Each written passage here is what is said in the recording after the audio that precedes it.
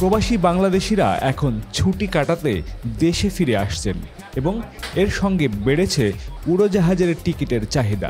পাশাপাশি বাংলাদেশ থেকে পর্যটকেরা এশিয়া ও বিশ্বের বিভিন্ন দেশ ভ্রমণের জন্য বিমানের টিকিট কিনছে।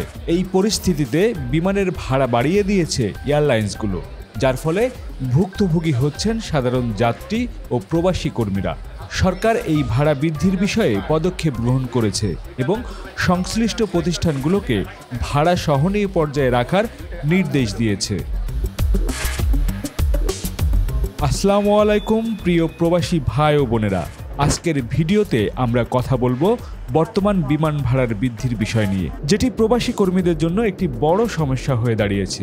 চলুন দেখে নেওয়া যাক কেন বিমান ভাড়া বাড়ছে এবং কিভাবে এটি প্রবাসী কর্মীদের উপর প্রভাব ফেলছে। বর্তমানে বিমান ভাড়া 30 থেকে 40% বেড়েছে, বিশেষ করে মধ্যপ্রাচ্য থেকে বাংলাদেশে ফ্লাইটের চাহিদা বাড়ার কারণে। একদিকে দেশে আসা প্রবাসীদের সংখ্যা বাড়ছে, অন্যদিকে আন্তর্জাতিক পর্যটকদের সংখ্যাও বৃদ্ধি হয়েছে।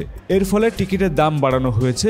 বিমান সংস্থাগুলো এই দাম বৃদ্ধির জন্য সাপ্লাই ও ডিমান্ডের নিয়মকেই দায়ী করছে। বর্তমানে বিমান ভাড়া 30 থেকে 40% বেড়েছে, বিশেষ করে মধ্যপ্রাচ্য থেকে বাংলাদেশের ফ্লাইটের চাহিদা বাড়ার কারণে। একদিকে দেশে আসা প্রবাসীদের সংখ্যা বাড়ছে, অন্যদিকে আন্তর্জাতিক পর্যটকদের সংখ্যাও বৃদ্ধি হয়েছে। এর ফলে টিকিটের দাম বাড়ানো হয়েছে। বিমান সংস্থাগুলো এই দাম বৃদ্ধির জন্য সাপ্লাই ও ডিমান্ডের নিয়মকেই দায়ী করছে। তবে সাধারণ যাত্রীদের জন্য এটি বড় একটা চাপ হয়ে দাঁড়িয়েছে। প্রবাসী কর্মীরা যারা দেশের বাইরে বিভিন্ন দেশে কাজ করছেন, তাদের জন্য এই মুহূর্তে বাড়তি বিমান ভাড়া একটি বড় সমস্যা হয়ে দাঁড়িয়েছে।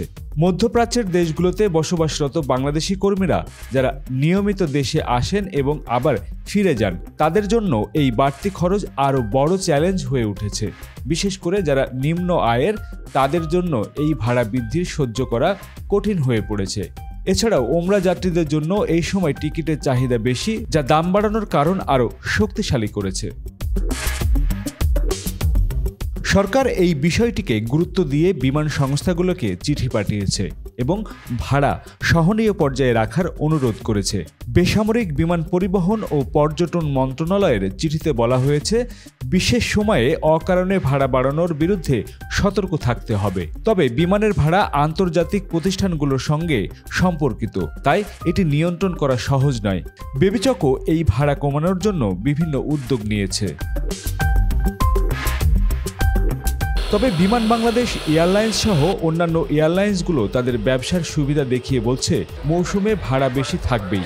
বিমানের জনসংযোগ বিভাগের মহাব্যবস্থাপক বশরা ইসলাম জানিয়েছেন, এটি সাপ্লাই ও ডিমান্ডের উপর নির্ভরশীল এবং আন্তর্জাতিক বাজারে এর নিয়ম রয়েছে।